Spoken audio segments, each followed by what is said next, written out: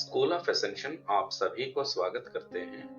हम new energy का 5वां भाग में हैं। कहानी अब तक तो चल रही है, लेकिन इस बीच में यानी लगभग 2500 साल पहले कुछ और व्यवस्थाएं शुरू हुई है। इस बात के संकेत है कि सबसे बड़े बदलाव तब आएंगे जब हम अग्नि दीवार पार करके घर लौटेंगे।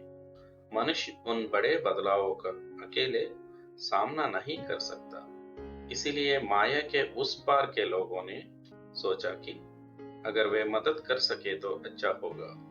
इसलिए उन्होंने इसके लिए तैयारी शुरू कर दी। उस पार के लोगों ने उन लोगों को भी अपने समूह में शामिल करना शुरू कर दिया जिन्होंने पृथ्वी पर कई जन्म लिए थे और अनुभवात्मक ज्ञान प्राप्त किया था। टोबियास ऐसे ही लोगों में से एक है। उन्होंने अनेक आत्माओं से पूछा कि क्या वे इन परिवर्तन के अनुसार पृथ्वी पर जन्म ले सकते हैं, अपनी ऊर्जा सजा कर सकते हैं। संख्या लाखों में रही होगी। हम सब खुशी से सहमत हो गए। आइए देखें कि चेतना के स्तर पर ऐसे समझौते और सहमतियों के कारण हमारे भौतिक जीवन में क्या परिवर्तन होने लगे। हमारे जीवन में ज्ञान की प्यास जगी। मैं कौन हूँ, मेरा पिता कौन है, प्रश्न उठे। उस समय हमने धर्म और धार्मिक अधिकारियों में इनके उत्तर ढूंढने शुरू किया। इनमें से किसी ने भी हमें संतुष्ट नहीं किया। ऐसा लगा कि कुछ तो है जो हम नहीं जानते। हमने इस मुद्दे पर कई जन्मों तक दिमाग खपाया। पृथ्वी पर विचार के और भौतिक दोनों स्तरों पर भारी प्रदूषण था। धरती की देवी भी इसे सहन नहीं कर सकी। यदि किसी भी क्षण धरती माता का धैर्य समाप्त हो जाए तो पृथ्वी पर मनुष्य को क्या होगा।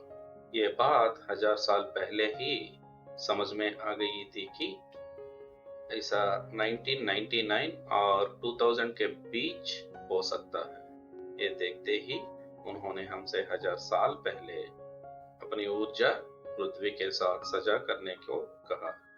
दोस्तों, समय और समय की सीमाएं हमारी है, लेकिन मैट्रिक्स के दूसरी तरफ भ्रम की ऐसा कोई सीमा नहीं है। इसी के साथ 1945 और 1965 के बीच जल्दबाजी में जन्म लेने की शुरुआत हुई।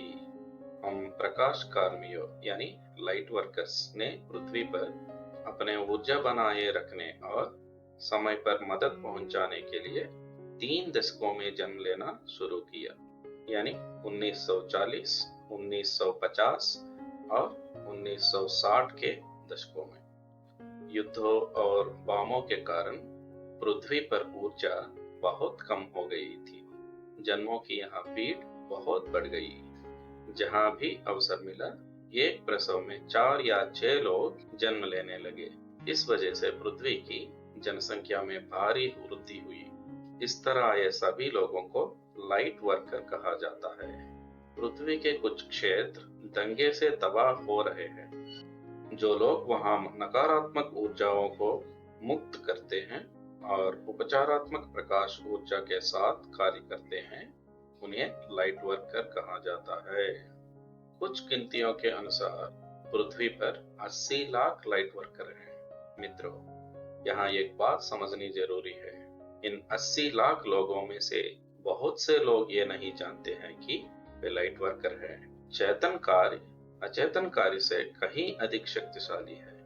यदि ये लोग जागरूक हो जाए और जिस कार्य के लिए आए हैं, अर्थात प्रकाश कार्य, उसे पूरी शक्ति से करें, तो शाकाहारी जगत यहाँ अभी हो जाएगा। जागृत लोगों की कम संख्या के कारण शेष 1% एक ऐसा बोझ उठा रहे हैं जिसे वे नहीं उठा सकते।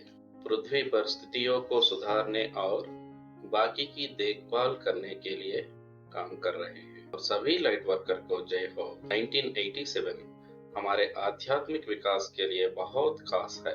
1987 में मानवता को आत्मा के संदर्भ में एक उच्च आध्यात्मिक स्तर पर ले जाया गया। आइए जाने कि ये कैसे हुआ।